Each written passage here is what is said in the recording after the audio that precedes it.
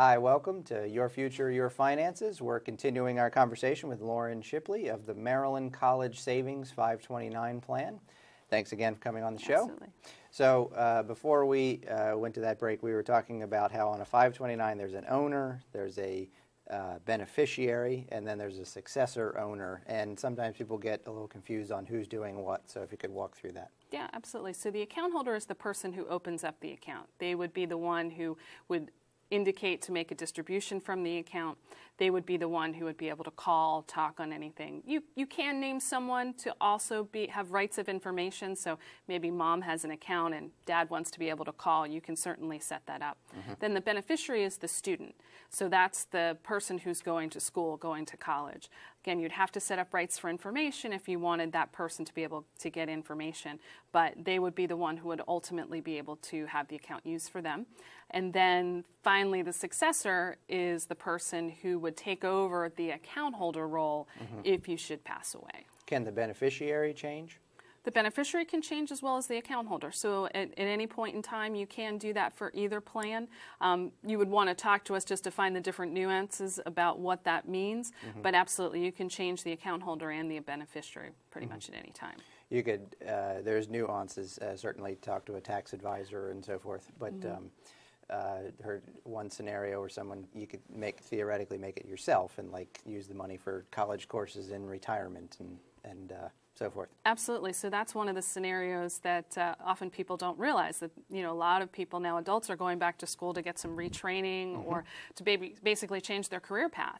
And so absolutely, adults can use these plans for themselves as well. The prepaid college trust is limited to 12th graders or younger, so an adult wouldn't be able to use the prepaid. However, if a student in the prepaid college trust had remaining benefits, maybe they got a scholarship, didn't wind up using all their benefits, it can always be rolled over into the college investment plan. Then at that point, you can change the account holder and the beneficiary, and then an adult can use it. So the college investment plan is the one that the adult can use. And in that instance, you would name the account holder and the beneficiary as the same person and the adult. Okay.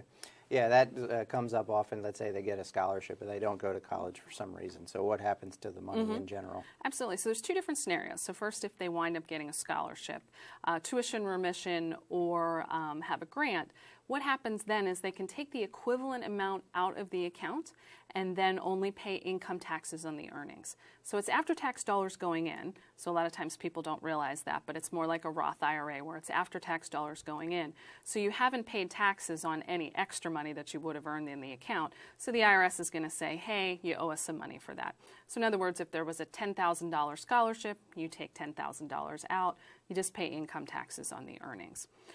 If by chance the student doesn't go to school and you take the money out, in that instance then you would wind up, and let me say if it's not used for qualified expenses also, so that's sort of the scenario. It's not used for school, but it's not used for qualified expenses. In that case, then you're going to pay income taxes on any of the earnings and then also a 10% penalty on any earnings. So, so that's it's like a a big retirement plan, same story. But still accessible. But yeah, absolutely. And there are other options too, so that you don't necessarily have to take the money out of the account. As we talked about, you can change a beneficiary. So maybe there's a younger student who is coming up, going to go to college the next year. You can always change the beneficiary and have them use the account. Can be used for the adult student who needs to. Also, it can be transferred to another family member by blood or marriage, so it doesn't have to be a brother or a sister. It could be a cousin, it could be a stepchild. And also, it can be transferred from one plan to another. So maybe the prepaid college trust, as I mentioned, there's benefits remaining. You roll it over into the college investment plan, can be used for an adult. With that prepaid, you have 10 years to use your benefits too. So maybe the student is going to join the military, go off to a mission trip or something like that, and delay their entry into school. There's up to 10 years to use that, so it doesn't have to be right at that time that they graduate from college.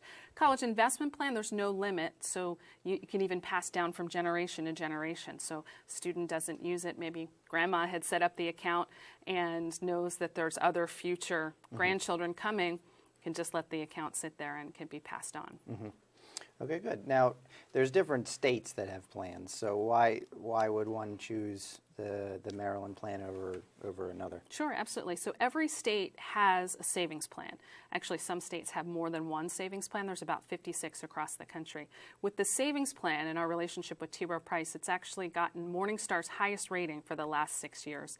Morningstar is an organization that does a lot of ratings across all industries and mutual funds, and so 529 World Morningstar does an evaluation, and so it's gotten Morningstar's gold rating for 6 years in a row, and there's only 4 in that gold rating. So out of 56, top 4, that's really great for Maryland residents.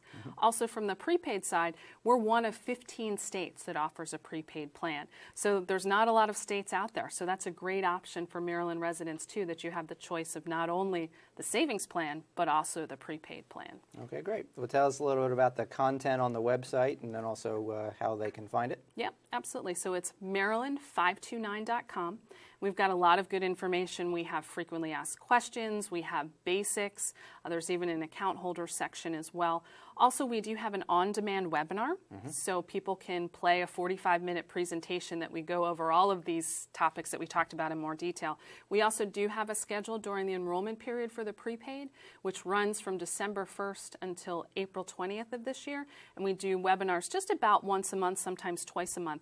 People can join those on-demand webinars, and then there's a live Q&A for the last 30 minutes where people can ask questions. That's great. Okay, good. Well, thanks for coming on the show. What's the website again? It's maryland529.com. Okay, fantastic. Hope you got a lot out of this. Look into the programs for getting children through college.